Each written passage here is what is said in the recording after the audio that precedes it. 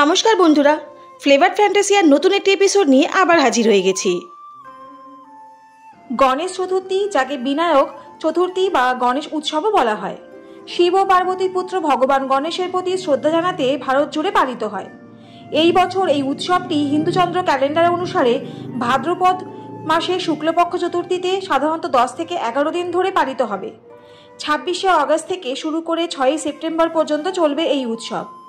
অনন্ত চতুর্দশীতে গণেশ বিসর্জনের মাধ্যমে এই উৎসব শেষ হয়।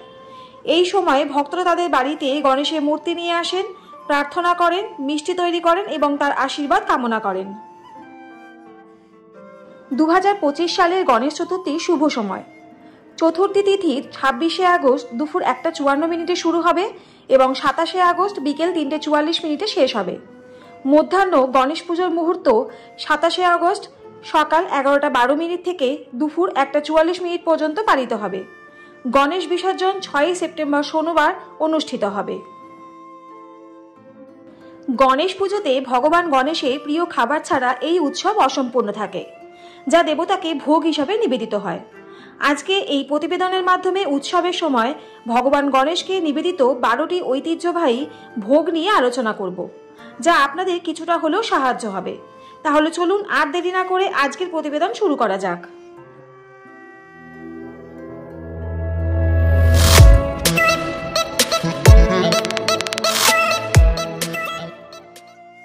মোদক এটি গণেশকে নিবেদিত সবচেয়ে জনপ্রিয় ভোগগুলির মধ্যে একটি। ঐতিহ্যবাহী মোদকটির নাম উকরিচা মোদক, যা চালের গুঁড়ো দিয়ে তৈরি একটি মিষ্টি ভাপানো ডাম্পলিং এবং নারকেল, গুড় এবং শুকনো ফল দিয়ে ভরা। গণেশ চতুর্থীর জন্য মোদক অবশ্যই থাকা উচিত। এটি তৈরি করতে চালের গুঁড়ো দিয়ে একটি ডো তৈরি করুন এবং ছোট ছোট কাপ তৈরি করুন। নারকেল কুচি, গুড় এবং কাটা বাদামের মিশ্রণ দিয়ে ভরে দিন। ভরা মোদকগুলিকে নরম না হওয়া পর্যন্ত 10 থেকে 15 মিনিট ধরে ভাপিয়ে নিন। তারপর গরম গরম পরিবেশন করুন। মতিচুর লাড্ডু হলো গণেশের উদ্দেশ্যে তৈরি একটি জনপ্রিয় নৈবেদ্য এবং বেসন, সুজি, জাফরান, চিনি, সিরাপ এবং ঘি বা তেল ব্যবহার করে তৈরি করা হয়। এটি তৈরি করা খুবই সহজ। বেসনের লাড্ডু এটি গণেশকে নিবেদিত সবচেয়ে সহজ ভোগগুলির মধ্যে একটি এবং এটি ভাজা বেসন, চিনি, সিরাপ, ভোজ্য রং এবং এলাচ গুঁড়ো দিয়ে তৈরি করা হয়। বুন্দি লাড্ডু কমলা রঙের একটি মিষ্টি। এটি তৈরি করতে গরম তেলে ছোলার গুঁড়োর ছোট ছোট ফোঁটা সোনালি রং না হওয়া পর্যন্ত ভাজুন। চিনি সিরাপে কয়েক মিনিট ভিজিয়ে রাখুন, তারপর গরম অবস্থায় গোল লাড্ডুর আকার দিন।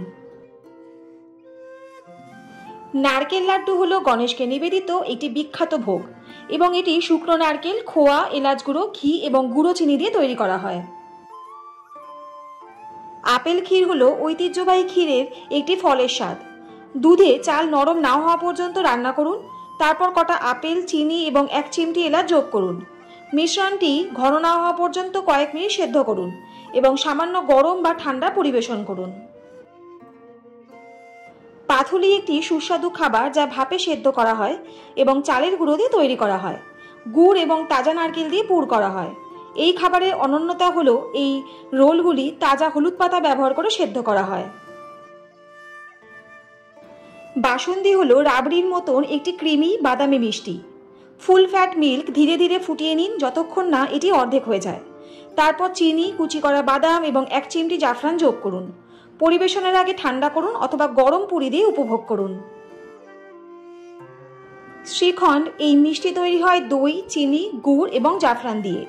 এটি গুজরাটি এবং মহারাষ্ট্রীয় উভয় খাবারই জনপ্রিয় এবং অন্যান্য মিষ্টির সাথে ভগবান গণেশকে উৎসর্গ করা হয়। গণেশের ভোগের জন্য প্রস্তুত আরেকটি জনপ্রিয় সুস্বাদু খাবার হলো পুরানপোলি। পুরানপোলি হলো মহারাষ্ট্রের একটি মিষ্টি রুটি।